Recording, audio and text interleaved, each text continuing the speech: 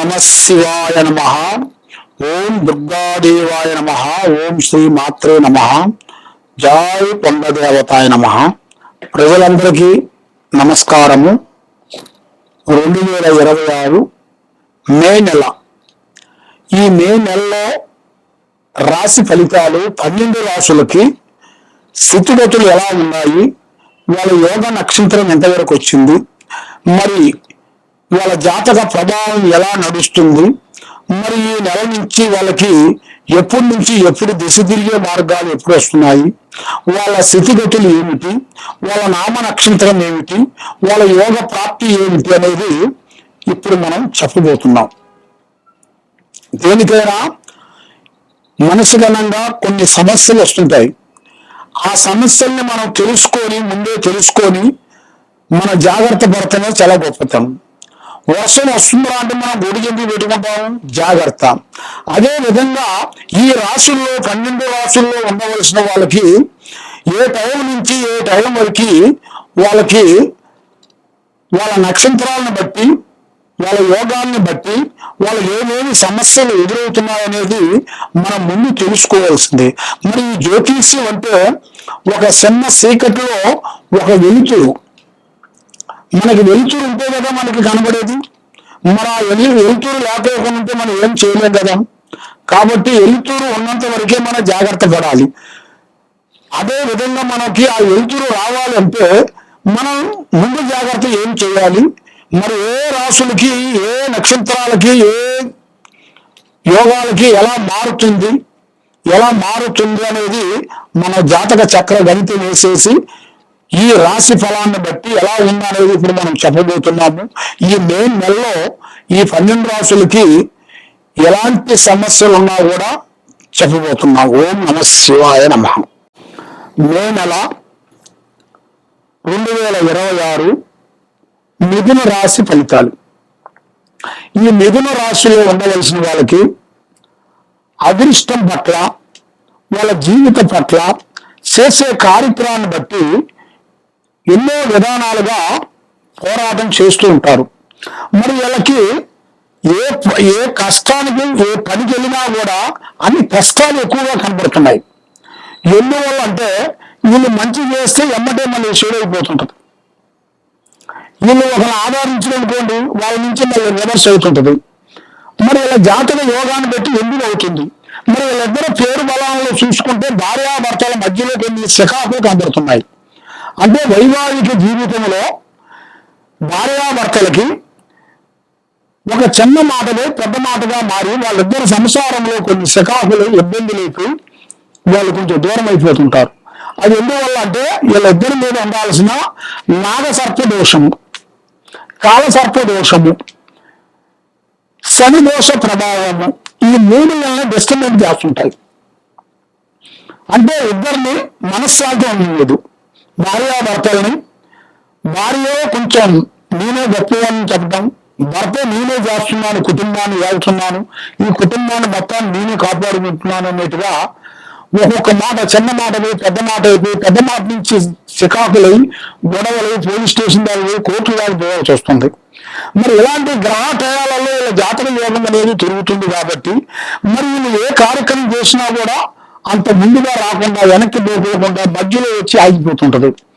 మరి ఇలా జాతకంలో చూస్తే విద్యారంగంలో చూస్తే మంచి విద్య, అద్భుతమైన చదువు, విద్యార్థులకి మంచి అభివృద్ధి.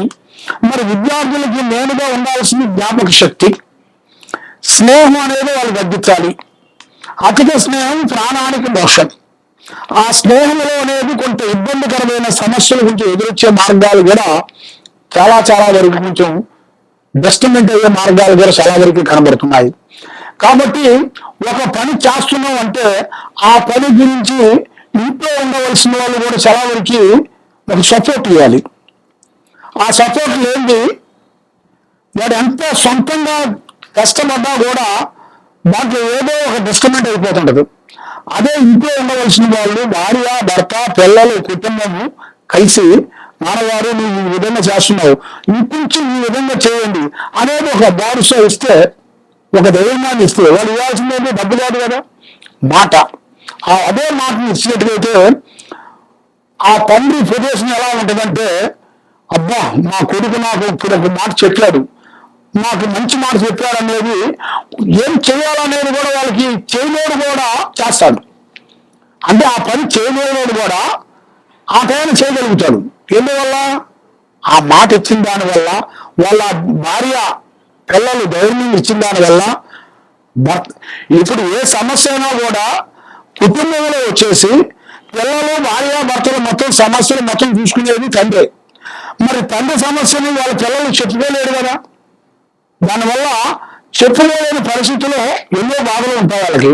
కాబట్టి అందరూ కలిసి ఒక రూపుకి పోతేనే ఆ కుటుంబం అనేది అభివృద్ధిగా పొందెత్తి, అదే విధంగా కొన్ని సమస్యలతో పోరాడే వాళ్ళందరికీ మంచి రోజులు రాబోతున్నాయి. మరి వీళ్ళు చేయాల్సిన పూజా బలము, ఈశ్వరుణ్ణి పూజించాలి. శివాలయం దగ్గరికి వెళ్ళి శివాలయంకి వెళ్ళి శివాలయం సోమవారం 5 సోమవారాలు పాటు వీళ్ళు పూజా బలం చేసినట్టుగైతే వీళ్ళకి అన్ని విధానాలుగా బాగుంటుంది, మనశ్శాంతి కలుగుతుంది, చేసే కార్యక్రమాలు అనేవి ముందుకు వస్తాయి. మరి మీరు ఎక్కడెక్కడో వెళ్ళి జ్యోతిష్యం చెప్పించుకొని నిరాశ చెంది బాధపడుతూ ఉన్నారా?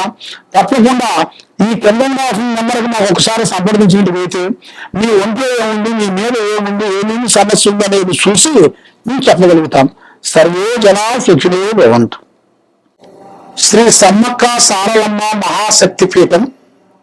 ఈ శక్తిపీఠంలో మేము శ్రీ కుబేర పూజా బలం చేసి ఎంతో మంది ప్రజలు ఎన్నో విధానాలుగా బాధపడుతూ, మరి వాళ్ళకి మనశ్శాంతి లేక, డబ్బులు లేక, వచ్చిన డబ్బులు నిలబడకోకుండా ఉండటం, మానసికమైన ఒత్తిడి, పిల్లలకి చదువులో ఇబ్బంది, తల్లిదండ్రులకు భార్య భర్తల్లో కూడా వైవాహిక జీవితంలో కొన్ని ఇబ్బందులు, ఇలాంటి సమస్యలతో కుటుంబంలో, వ్యాపారంలో, బిజినెస్ లో, రియల్ ఎస్టేట్ లో ఎన్నో బాధలు పడుతూ ఉండవలసిన వాళ్ళందరికీ మా శ్రీ సమ్మక్క సారక్క అమ్మవారు ట్రస్ట్ తరపు నుంచి మేము కుబేర కుంకుమని పూజా బలం చేసి ప్రజలందరికీ ఇస్తున్నాము. దాంతో పాటు అక్షంతలు, మంత్రించిన అక్షంతలు మేము ఎలాంటి ఇబ్బందుల్లో ఉండవలసిన వాళ్ళకి, డబ్బు లేని వాళ్ళకి, మనశ్శాంతి లేని వాళ్ళకి, వీళ్ళందరికీ మేము పూజా బలం చేసి కుబేర కుంకుమ అక్షంతలు పూజా బలం చేసి మీకు మేము ఫ్రీగా ఇవ్వగలుగుతాము. తప్పకుండా మమ్మల్ని సంప్రదించినట్టుగైతే మీకు ఆ కుంకుమ, ఆ అక్షంతలు పూజా బలం చేసి మీకు ఇవ్వగలుగుతాము. మరి దూరంలో ఉండవలసిన వాళ్ళు మాకు ఒకసారి ఫోన్ కాల్ ద్వారా ఫోన్ చేస్తే మేము కొరియర్ ద్వారా కూడా మేము పంపించగలుగుతాము. కాబట్టి మీకు ఏ సమస్య ఉన్నా మాకు చెప్పగలుగుతారు. చెప్పండి. ఓం నమః శివాయ.